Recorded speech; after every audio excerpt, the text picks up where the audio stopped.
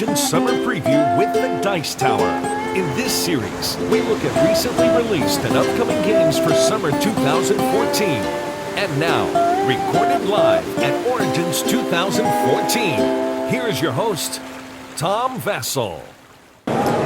Hey folks, I'm Tom Vassell. We're here at Origins 2014 with the famous Steve Bonacor from Stronghold Games. Welcome to the show. How you doing, buddy? Well, I think Völuspá, we've already seen this before. In fact, this was a release at last year's Origins, so why am I showing you Völuspá? Why are you? Dun, dun, dun. Völuspá Order of the Gods. It was a very popular game, tile-laying game.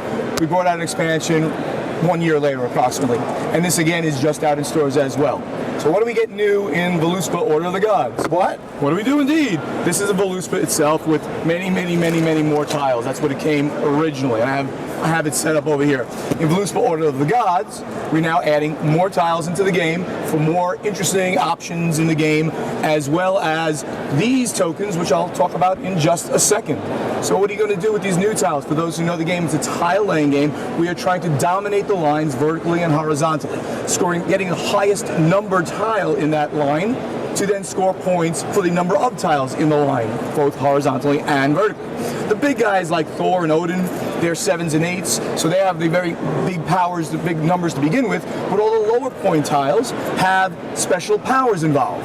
Loki is a trickster. Every tile next to him becomes a 0. The Valkyrie is only a number 2. If they're on both sides of a line, they're going to score for every tile in both of the lines that they are on top and on bottom.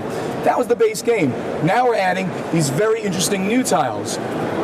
We have the Dwarf. He's only a 2, but he's going to end up scoring for every tile, the number of every tile next to him. For instance, you'll look at this tile, and if there were even more tiles like this, 1, 2, you're going to add these numbers up here, add them up, divide by 2, round down, and that's the number he's going to score, and then you'll score the victory points like that.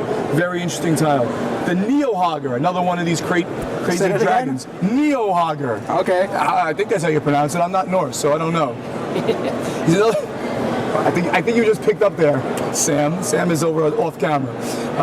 He's going to score +2 for every Neo-Hogger that's in the line. So immediately, for instance, if he was placed here, well, that's actually not a legal placement. What would say this? He would score 1, 2, 3, 4, 5, +2 in both of those lines because he's a Neo-Hogger. And if there were more Neo-Hoggers in the line, you'd get more +2s for him. Woo-hoo. For instance, like that. Right. Freya. You're going to discard Freya tiles from your hand.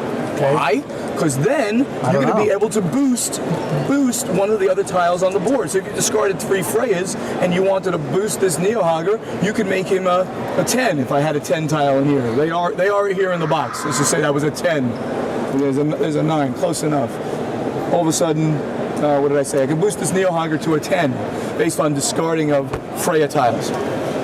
The Raven. Coolest tile maybe that we've ever had. With the Raven, you've always said, oh, there's 2 great places I can play. Guess what? You play him twice. You put him down once, you score him. You put him down again, and you score him again. So it's just, we're giving you more and more options. Of course, we also, in the rules, we have 4 suggested setups, so you can take the base game and put all these in. You can take some of the base game, some of these, and some of the expansion that was actually included in the original base game, the Saga of Ida expansion. So just more and more interesting options in this tile-laying game with gorgeous artwork from Piero. Excuse me, losing my voice. Can you throw them all in and just play that way? You could, absolutely. And it'll all balance. It'll just be a longer game. Because you play this game until all the tiles are gone from your hand and from the draw pile. All right. It is 2 to 5 players. I think that we agree the sweet spot is when you're playing at 2 and 3 because it's more strategic, it's a little more random. That's what I like. Yeah, I do too. But I kind of like bigger games with more people because I'm a social guy, not like you. You're not a socialist. So, all right. So out in stores now. It's actually in very short supply, so if you're a fan of the game, we have them here, of course, at Origins, but it's actually in very short supply. We actually had a reprint already. They're coming over. All right. Well, thank you, sir. Thank you very much, Tom.